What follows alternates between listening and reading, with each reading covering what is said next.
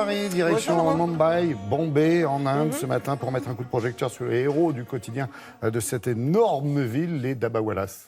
Oui, les Dabbawalas, qui sont en fait des livreurs donc de lunchbox, vous savez, ces petites boîtes de déjeuner. Voilà. Et ce réseau en fait de livraison est absolument unique au monde. D'une part, pourquoi? Parce qu'il est historique, il date de 1890, et d'autre part parce qu'il représente le système le plus impressionnant, le plus complexe, mais aussi le plus fiable au monde. Ce qui les distingue, c'est quoi? Eh bien, c'est sa capacité à livrer avec une ponctualité et une précision remarquable. Il n'y a pas de risque d'erreur, alors que c'est un système qui est non informatisé. Donc en fait, ça a Ils vraiment... ont des petits numéros, ils ont des signes distinctifs sur les boîtes et tout. C'est exactement... Vous avez vu la taille des plateaux? C'est Ou immense. sur les vélos, c'est dingue. Mais ce sont des centaines de milliers de livraisons par jour.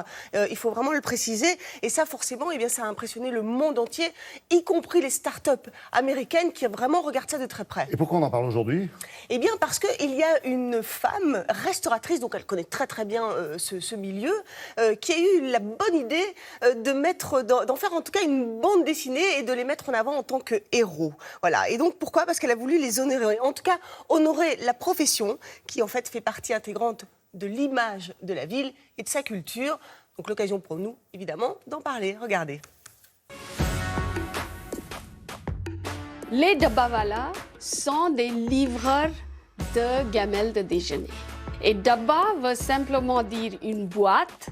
Et un wala, c'est quelqu'un qui fait ou qui vend quelque chose. Et celui qui traite des Dabba devient le Dabbawala. Il y a à peu près 500 000 livraisons par jour. On est en Inde avec les Dabbawalas sur un système très bien étudié et très bien rodé. Il n'y a presque pas d'erreur parce qu'il y a des codes de couleurs, des signes, il y a des points de transfert. Ce n'est pas étonnant qu'on adapte les Dabbawalas en bande dessinée parce que ce sont des super-héros en quelque sorte.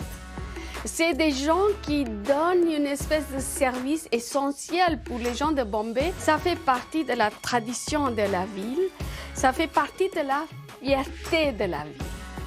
On a inventé quelque chose qui est tellement magique, tellement exceptionnel, que c'est devenu un cas d'école pour Harvard, Stanford, Brown, MIT. Et tout le monde dit, mais comment ces gens qui savent à peine lire et écrire, mais ce sont des gens qui sont extrêmement débrouillards. D'abord, tous les Dabbawalas appartiennent à une seule caste. Ils engagent les gens de leur communauté.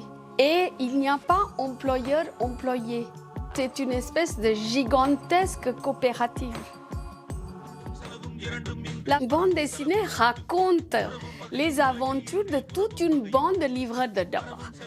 D'abord, ça se situe à Bombay et puis ça raconte des différentes histoires, même à l'intérieur des familles. Il fait tout pour que les repas chauds arrivent à temps au destinataire.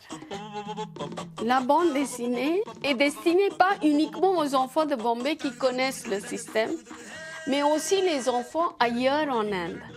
Les Dabbawalas sont devenus une espèce de fierté indienne. Et je crois que c'était ça aussi que les auteurs de la bande dessinée voulaient partager avec le reste de l'Inde et aussi avec le reste du monde.